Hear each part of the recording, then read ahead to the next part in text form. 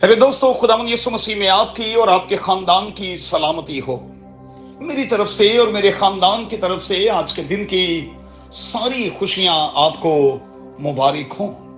मेरी दुआ है कि ईद पेंतिकोस्त आज आपके लिए फिल हकीकत बरकत का बायस बने।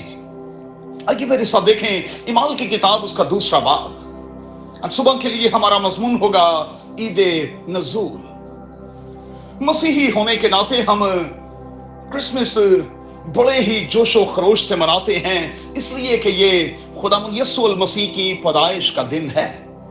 ईद कयामतुल मसीह हम बड़ी खुशी खुरमी के साथ मनाते हैं, इसलिए कि ये खुदावंद यीशु अल मसीह के मुर्दों में से जी उठने का दिन है। लेकिन हम पेंतिकोस्त क्यों नहीं मनाते, जबकि ये कलीसिया का जन्मदिन है। आपको याद होगा कि इमाल की किताब के दूसरे बाब में कलीसिया के आगाज का बयान हमें मिलता है।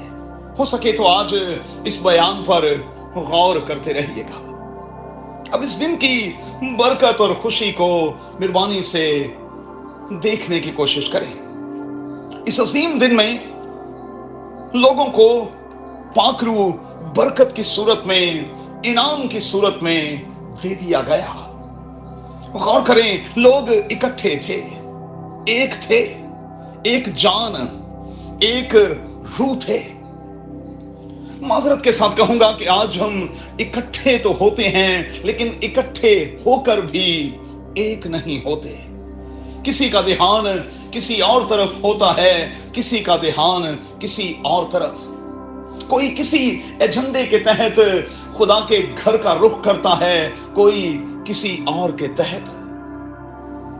दूसरी बात, इस अजीम दिन में शागिर्दों की एक्साइटमेंट पर हम गौर करें। इतने पुरजोश थे कि लोग देखकर ये समझे कि ये नशे की हालत में हैं।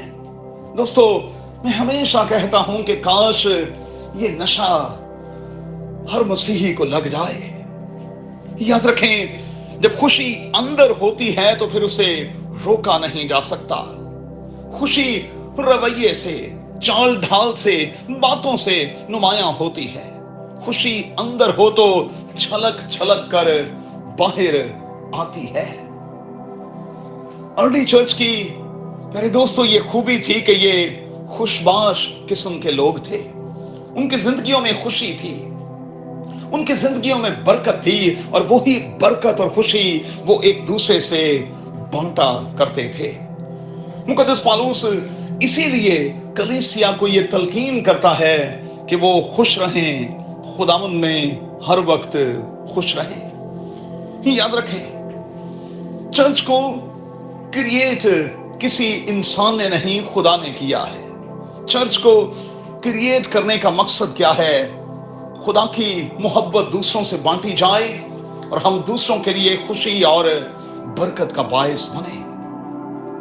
पेंतिकोस्त पर डिफरेंट एरियाज के लोग हमें एक जगह दिखाई देते हैं, लेकिन ये मोहब्बत का बहाव ही तो था कि उन्हें महसूस हो रहा है कि ये मेरी ही बोली बोल रहे हैं। मेरे दोस्तों, याद रखें कि खुदा मोहब्बत की जुबान बोलता है, और ये जुबान हर जगह समझी और कबूल की जाती है।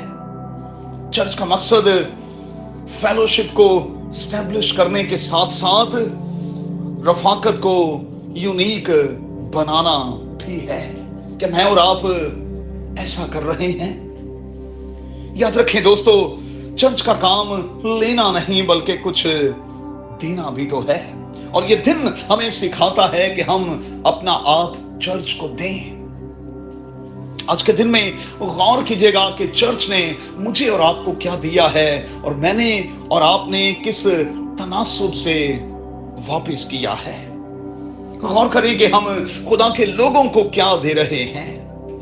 गौर कीजिएगा कि हम खुदा के खादिमों को, जिनका हमारी जिंदगियों में कंट्रीब्यूशन है, क्या दे रहे हैं, कितना दे रहे हैं। और फिर वो क्या है जो हम दे सकते थे लेकिन हमने नहीं दिया। चर्च के लोगों को आज के दिन में प्यार दें, उनसे प्यार लें। हम बरकत के वारिस हैं, इसलिए आज दूसरों के लिए बरकत का बायस बने और फिर उसी रूह को अपने अंदर पैदा करने की कोशिश करें जो हमें अर्ली चर्च में दिखाई देती है। और मैं दोस्तों आपको यकीन दिलाता हूं कि अगर हम उसी रूह के बंध में बंध गए तो फिर हम सब पर खुदा का बड़ा ही फजल होगा और हम में कोई मोहताज नहीं होगा। इस बात की मैं आपको गारंटी देता हूं। कादिर खुदा आपको बड़ी बरकत दे और आज का दिन आपके लिए, आपके घराने के लिए बरकत का बायस हो, यीशु के नाम में, आमीन।